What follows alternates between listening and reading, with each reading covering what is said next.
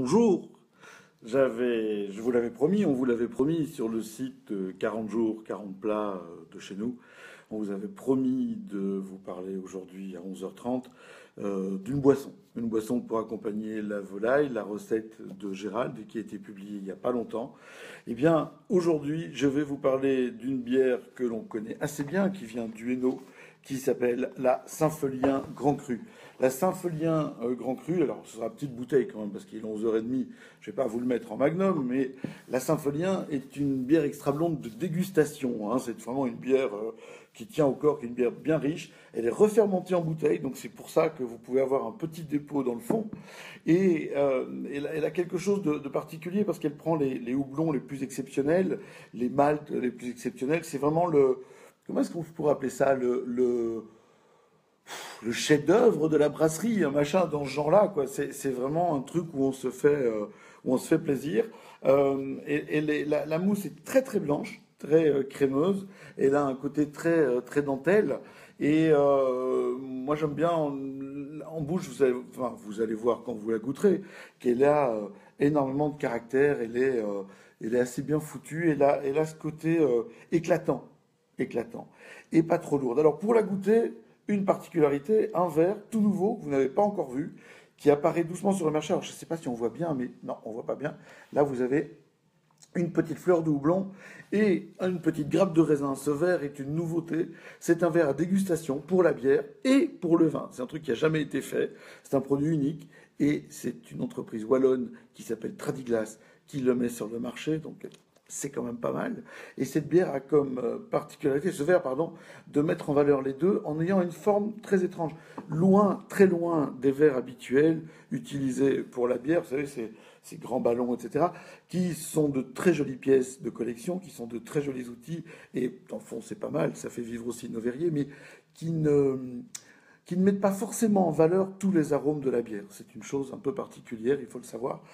Et donc, ici, le travail a été fait de manière complètement différente. L'idée, c'est de mettre en valeur justement les arômes de la bière. Alors, pour déguster une bière, il n'y a rien de tel que de passer à la pratique. Alors, celle-là, elle est à température de ma cave.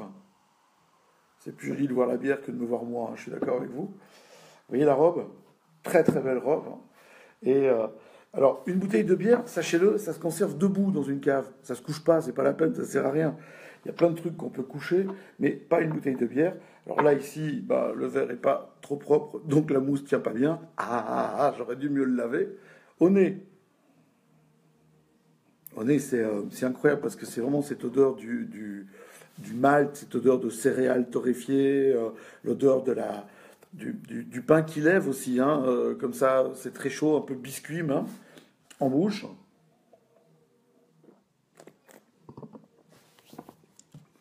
Alors en bouche, on a un côté un peu caramélisé. Le houblon, pardon, j'ai une bêtise.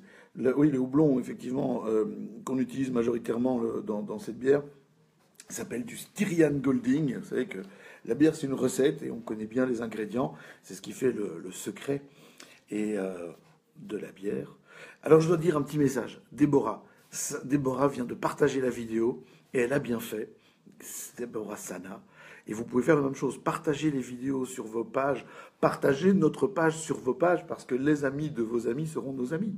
C'est important. Hein. Alors, qu'est-ce que je vais vous raconter d'autre?